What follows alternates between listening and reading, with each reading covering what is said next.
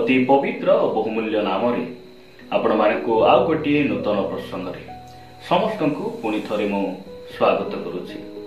ख्रीष्टरे प्रिय भाई भणी माने आज प्रभु वाक्य आम आउ गोटे नूतन प्रसंग अल्प समय कथबार्ता आज मु जो प्रसंग आपण मान सहित कथबार्ता होगापी चाहे से ही प्रसंगर शीर्षक है मु अन्य को क्षमा करि पारु नाही कौन करी मु अन्य को क्षमा करि पारु नाही कौन करी। यही प्रसंग रे आमे प्रभु वाक्य कथबार्ता प्रिय भाई भणी माने क्षमा देवा गोटे ख्रीष्ट विश्वासी उत्तम गुण अटे।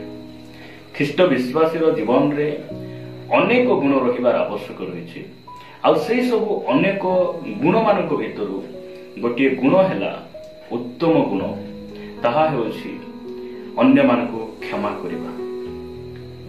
प्रिय भाई भणी माने आज ख्रिस्टियन समाज रे अनेक भाई भणी माने परस्पर मनमालिन होई परस्पर क्षमा न देई से माने जीवन यापन करुछन्ति। आमे अन्य को क्षमा करिबा को हेले कोन करिबा आवश्यक रही मु आपण मानकु प्रभु वाक्य गोटे पद पाठ करू करू आज प्रसंग रे मु आगक नेबा चाहे मो सहित आपण माने माथ्यू लिखित सुसमाचार 5 अध्याय को आसीबे। माथ्यू लिखित सुसमाचार 5 अध्याय 23 और 24 पद ए प्रकार लिखा जाए, अतएव जदि बेदी निकट को तुम्हे निजर नैवेद्य आणुथिबा समय रे तुम्भ विरुद्ध रे तुम्भ भाई रो कोनोसी कथा अछि बोली सेठारे तुमरो मने पड़े ताहा हेले सेही स्थान रे बेदी सम्मुख रे तुमरो नैवेद्य थई देई चली जाओ आगे निज भाई संगरे मिलित हो आउ ताहा परे आसी तुमरो नैवेद्य उत्सर्ग करो। प्रभु का नाम गौरव हो। परमेश्वर आमान को ए सब वाक्य को बुझिबा पाई से अनुग्रह करंतु।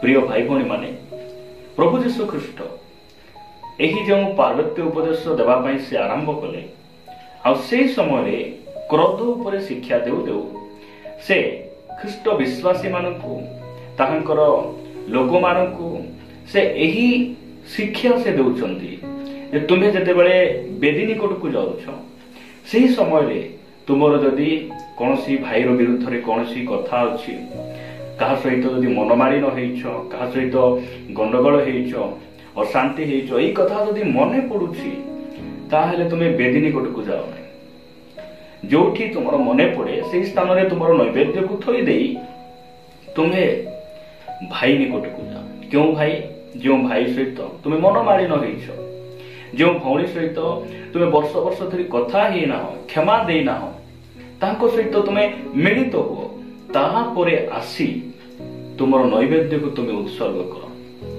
प्रिय भाई भणी माने आज हम ख्रिस्टियन समाज रे अनेक भाई भणी माने से माने चर्च को जानती वाक्य शुणती दान दियंती क्रिसमस प्रोग्राम रे जानती गुड फ्राइडे प्रोग्राम रे जानती और से माने जीशुंकर से सप्त वाणी को शुणती मात्र से माने आज पर्यंत अन्य को से माने क्षमा देना मु आपण मान को उत्साहित करबा पई चाहे आपण क्षमा दे पारिबे आपण क्षमा दे पारिबे मु अन्य को काहे की क्षमा दे पारु नै।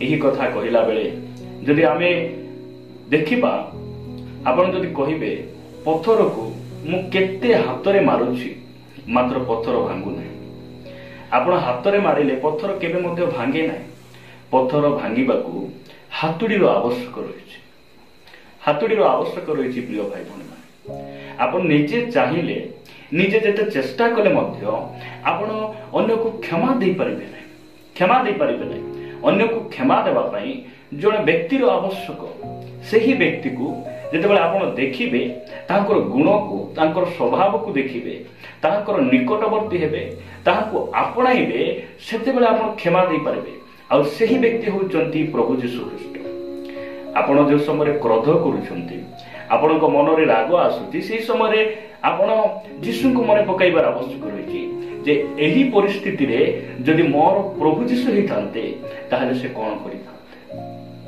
करिथांते।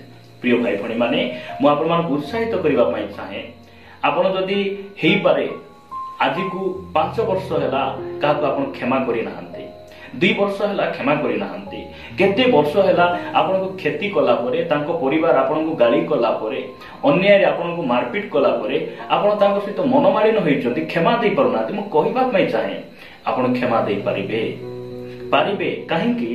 ମୁଁ ପ୍ରଭୁଙ୍କ ବାକ୍ୟରୁ ଆପଣମାନଙ୍କୁ ଉତ୍ସାହିତ କରିବା ପାଇଁ ଚାହେଁ। ଆପଣମାନେ ମୋ ସହିତ ସାଧୁ ପାଉଲଙ୍କ ପତ୍ର ଫିଲିପିଓ 4 ଅଧ୍ୟାୟ, ଫିଲିପିଓ ପୁସ୍ତକ 4 ଅଧ୍ୟାୟ 13 ପଦରେ ସାଧୁ ପାଉଲ ସେହି ପ୍ରକାର କହନ୍ତି, ମୋର ଶକ୍ତିଦାତାଙ୍କ ସାହାଯ୍ୟରେ ମୁଁ ସମସ୍ତ କରିପାରେ। ଶକ୍ତିଦାତାଙ୍କ ସାହାଯ୍ୟରେ ମୁଁ ସବୁ କିଛି କରିପାରେ। ଏହି ବାକ୍ୟକୁ ନେଇ ଆଜି ଖ୍ରୀଷ୍ଟିଆନ ସମାଜର ଅନେକ ଭାଇ ଭଉଣୀ ମାନେ ସେମାନେ ଘର ବାନ୍ଧିବା କଥା କହନ୍ତି, ସେମାନେ ଟଙ୍କା ଉପାର୍ଜନ କରିବା କଥା କୁହନ୍ତି, ସେମାନେ ସୁନା କିଣିବା କଥା କୁହନ୍ତି, ରୋଗ ସୁସ୍ଥ ହେବାର କଥା କୁହନ୍ତି, ଏଇସବୁ କଥା କୁହନ୍ତି। ମାତ୍ର ସାଧୁ ପାଉଲ ସେଇ ବିଷୟରେ ସେ କହୁନାହାନ୍ତି।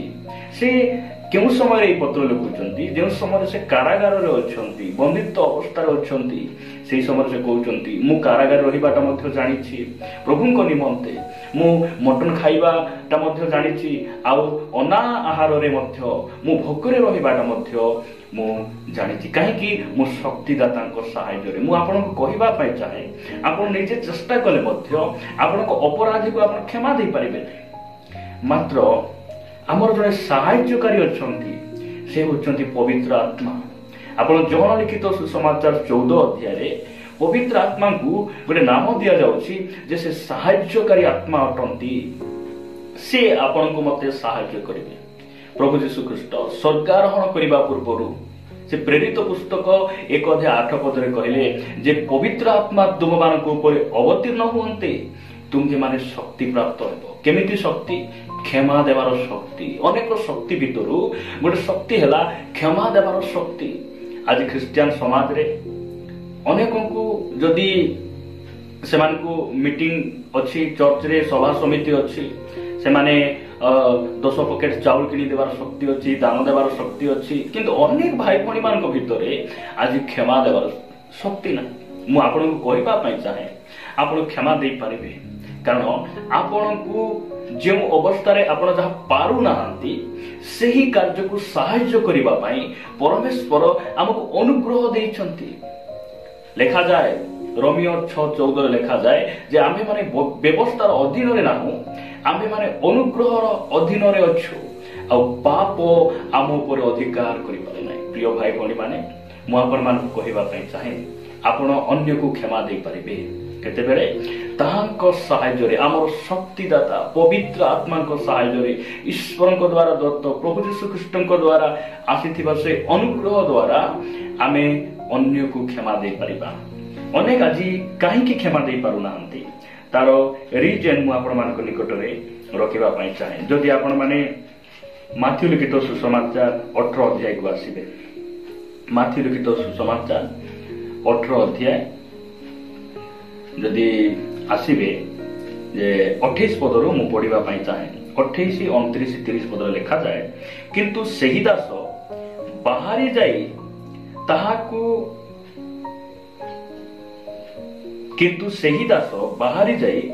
ତାହାଠାରୁ 50 ଟଙ୍କା ଋଣ କରିଥିବା ଜଣେ ସହଦାସର ଦେଖା ପାଇ ତାହାକୁ ଧରି ତାହାର ଗଳା ଚିପି କହିବାକୁ ଲାଗିଲା, ତୁ ଯାହା ଧାର ସୁଝିଦେ।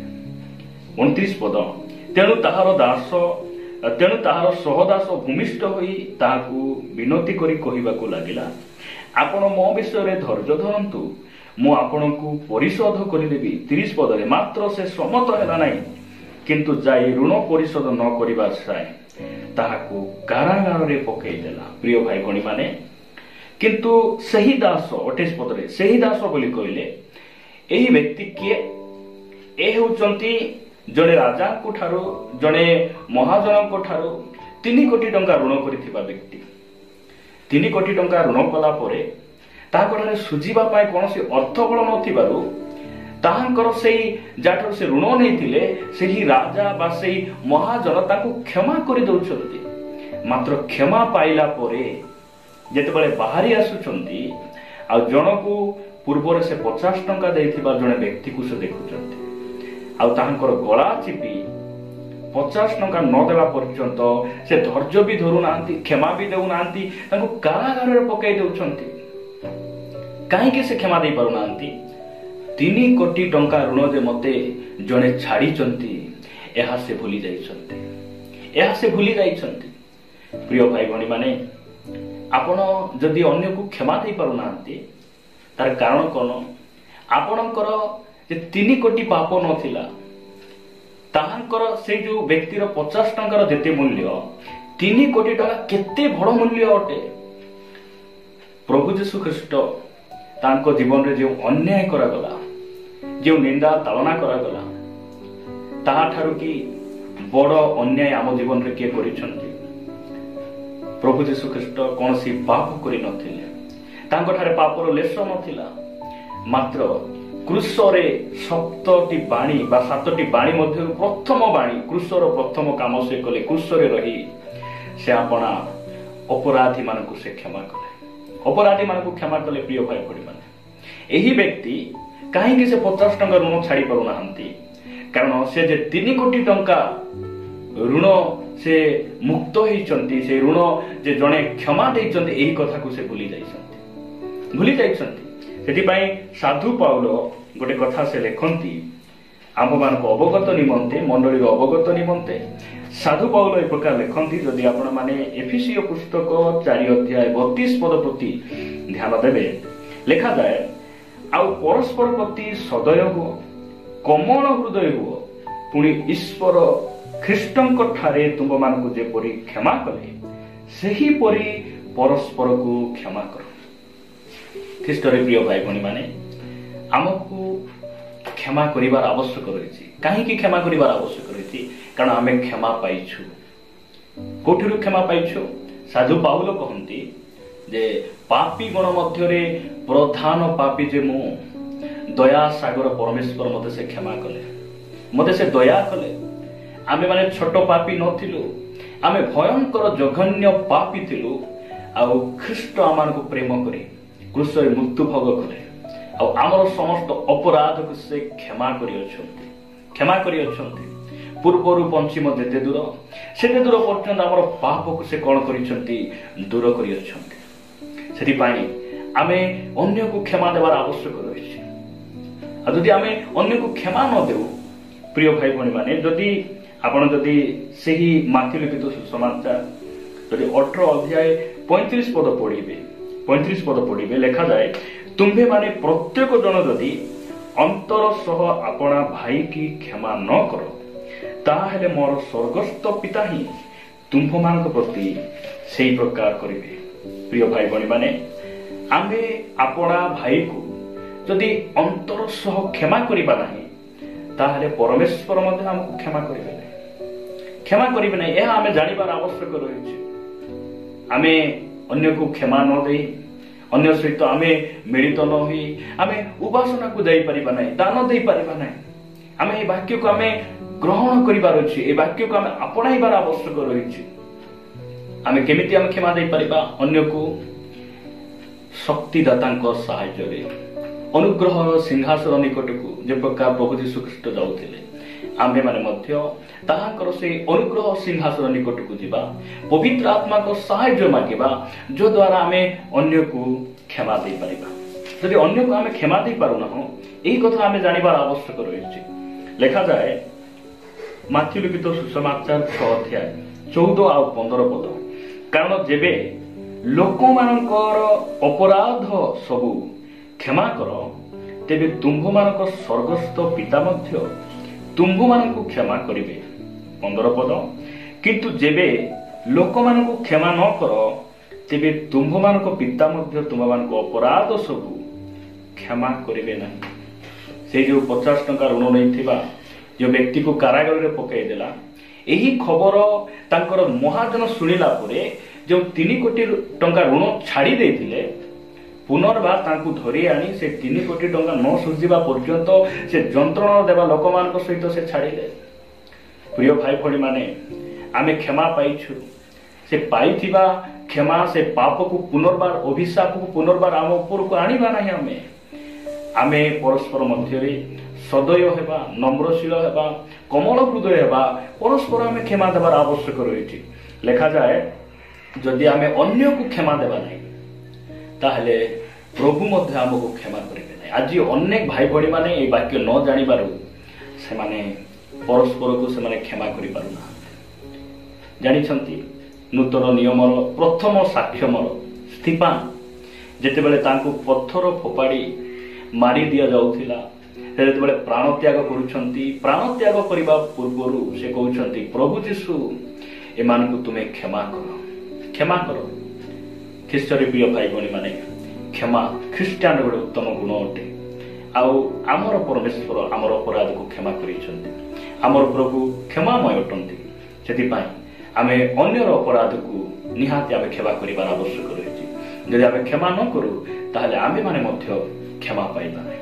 ଆଉ ଯଦି ଆମେ କ୍ଷମା ପାଇବା ପାଇଁ ନିଜେ ଚେଷ୍ଟା କଲେ ମଧ୍ୟ ଆମେ ପାରିବା ନାହିଁ। ଆମ ପାଇଁ ଆମକୁ ସାହାଯ୍ୟ କରିବା ନିମନ୍ତେ ପବିତ୍ର ଆତ୍ମା ଅଛନ୍ତି, ପରମେଶ୍ୱର ଅନୁଗ୍ରହ ଦେଇଛନ୍ତି। ଆମେ ସେହି ସବୁ ସାହାଯ୍ୟକୁ ଆପଣାଇବା ଏବଂ ଅନ୍ୟମାନଙ୍କୁ କ୍ଷମା ଦେବା। ପ୍ରଭୁ ଏ ବାକ୍ୟ ଦେଇ ଆମ ପ୍ରତ୍ୟେକଙ୍କୁ ପ୍ରଚୁର ଭାବରେ ଆଶୀର୍ବାଦ କରନ୍ତୁ। ଆମେନ୍।